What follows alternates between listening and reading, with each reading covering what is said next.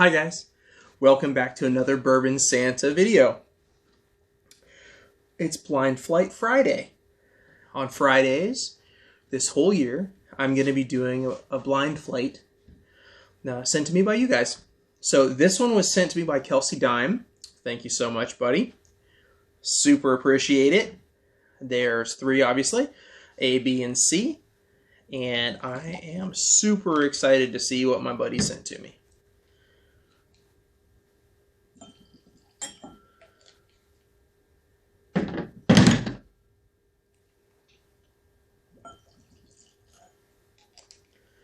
All right, here we go. We're just going to jump right in. A.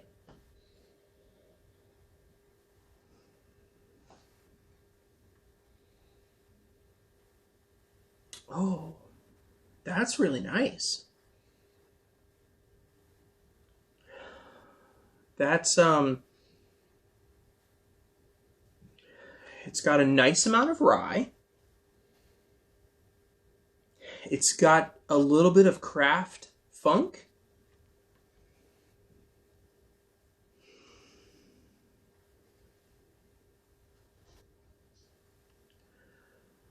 I'm getting all kinds of different notes here. They're a little blurry. Maybe a blended whiskey.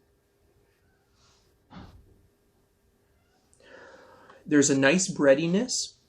There's a really nice rye to it. There's a small, nice amount of oak. It's not huge oak, but a nice amount of oak.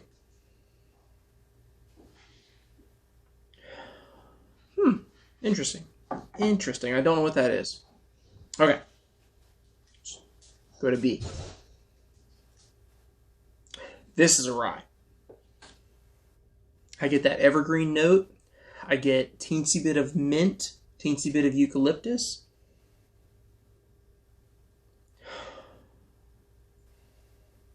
That's definitely a rye. I get a hint of cola, though. There's a weird hint of cola. Oh, that smells really good. See?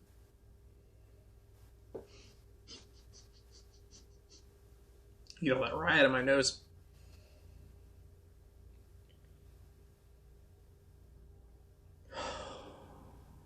That smells nice.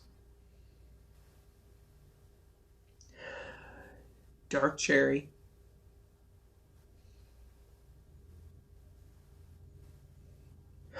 It smells creamy. Doesn't feel super high proof. Oh. Smells very familiar. Smells very familiar. All right, let's try A. Oh, now I'm getting a nuttiness now. I'm getting a little bit of nut. Maybe a little bit of date. There's like it's almost a texture of date. It's hard to explain. It's like a caramelized sweetness that is kind of meaty. It hits me like a date. Along with that nuttiness, and the nut is almost peanut butter. Ooh, this is either it's from going through these and coming back to it, or this just opening up a little bit has really affected the flavors. Okay, let's taste it.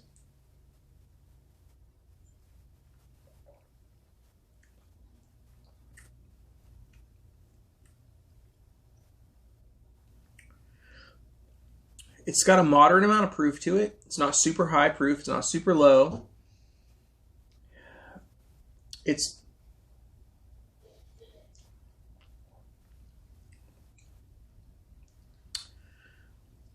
not 100% cohesive.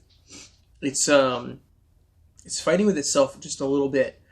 The notes are a little on top of each other. There's a really nice rye presence, but it's not overpowering.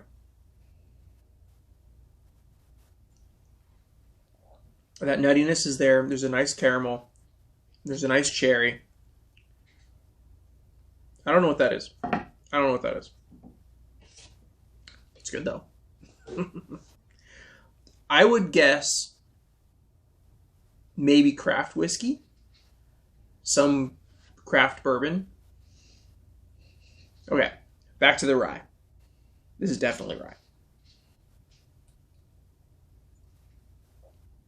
Oh yeah, that's right. Prickles. That's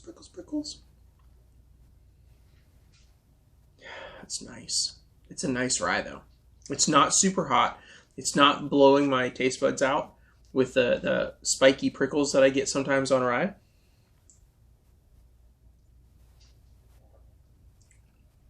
There's a nice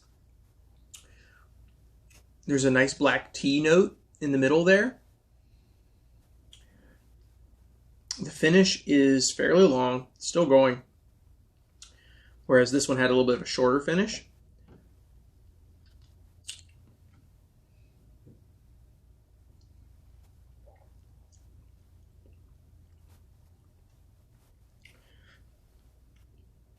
That's a nice rye.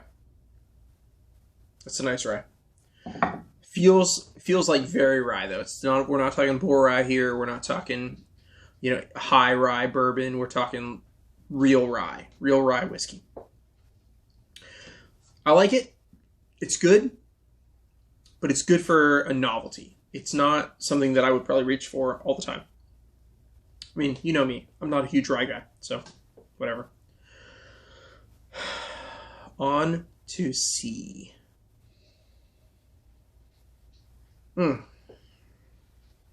This is so nice.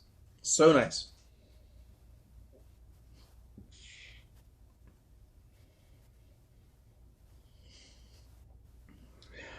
Seems very familiar.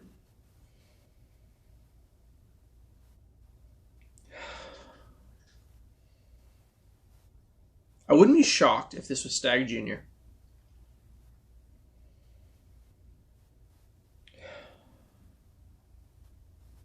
It's reminding me of Stagg Junior a little bit. Let's taste it and see.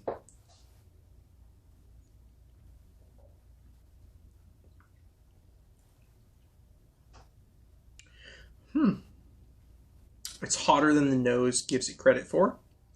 The nose feels really nice and light, and then the taste is much hotter than that.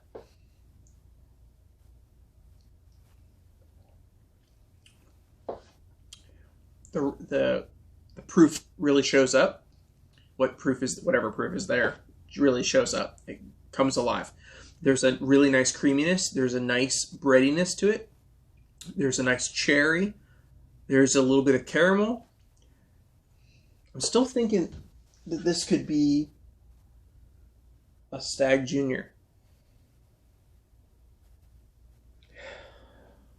I'm not sure though if it's... It seems so familiar though. I was going to say I'm not sure that it's a Stagg Junior that I've had before. I haven't had all of the Stagg Juniors. I've had 6, 8, 9, 10, 12, 13, 14. Those are the Stagg Juniors that I've had. So, and 3. I've had 3.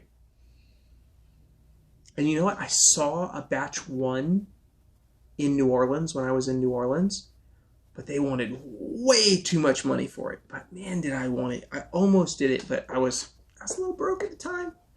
I'd already spent too much on whiskey, and they were asking way too much money, but it was a freaking batch 1. I was so angry. I'm convinced more and more this might be a Stagg Junior, because it's really reminding me of that profile.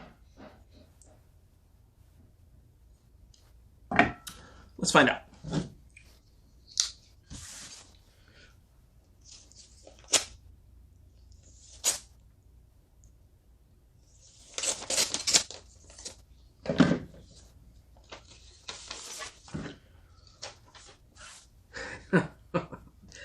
Dear Bourbon Santa, I know you ask people what they want for Christmas, but I know you probably never get asked what you want.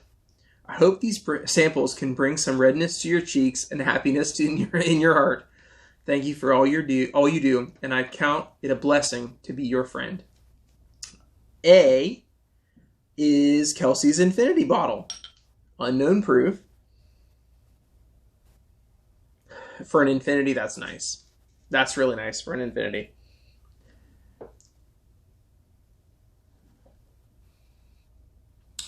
That's nice. Okay. B is Kentucky Owl 10-year rye, batch 3, 114 proof.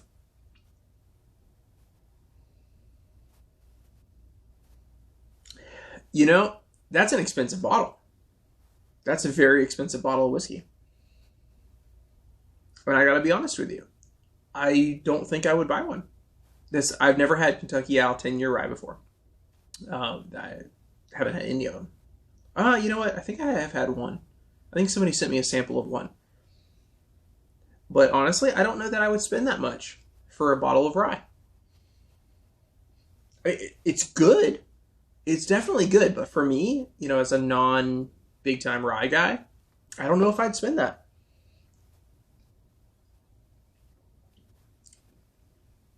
It's definitely good. It's absolutely good. But is it worth the price? Well, I don't know what you guys pay where you are, but here, no way. And C is actually, I was close. This is George T. Stagg 2019, 116.9 proof.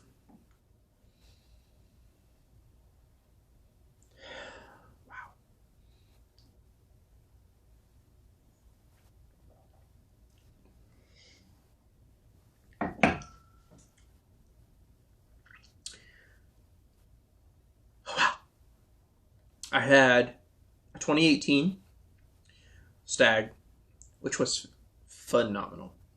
2019, I didn't buy one because Staggs run 500 plus bucks here. The cheapest I've ever seen one was $350. But most of the time they're $499 plus, 800 bucks some places. And I just can't justify that cost. If I could find one $250 or less, I would absolutely buy Stagg every single time at $250 or less. But the cost value difference between Stagg GTS and Stagg Junior, I'm sorry, I just can't live with that. I can't live with that. I can buy Stagg Juniors for $100. Just over $100 most of the time. Sometimes I find them for under $100 if I'm lucky. A Stagg Junior batch 12 blows this away. Batch 9 blows this away. I haven't had a 15 yet, but from what I'm hearing, 15 blows this away. So, you know, I just can't justify spending that amount of money. Now, I have heard, I haven't had one yet, but I've heard that the 2020 George T. Stagg is phenomenal. No, I did have it. I did have some. I had a sample. Durrell sent me a sample, and it was phenomenal. 2020 is phenomenal. So if you see a 2020 GTS for a reasonable price, friggin' grab it. 2019 was a bit of an off year. It was a very low proof year. And so, you know, it doesn't quite live up to its namesake. It's still out of this world. But standards are high for Stagg. Standards are high. It's interesting. It's probably because I'm coming off of this Kentucky Owl, but I'm picking up a lot of rye in this GTS 19. A lot of rye. A lot of rye and creaminess. Interesting. Thank you so much, Kelsey. Thank you for sending me this blind flight. I love doing blind flights.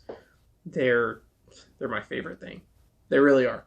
Because going into tasting a whiskey completely blind, there's nothing more interesting to me. Because it's like a mystery, a murder mystery. You know, what is this? Who did it? Where did it come from? What's in it? What notes are you going to get? nose, palate, finish, all that. That's why blind flights are the most fun thing for me.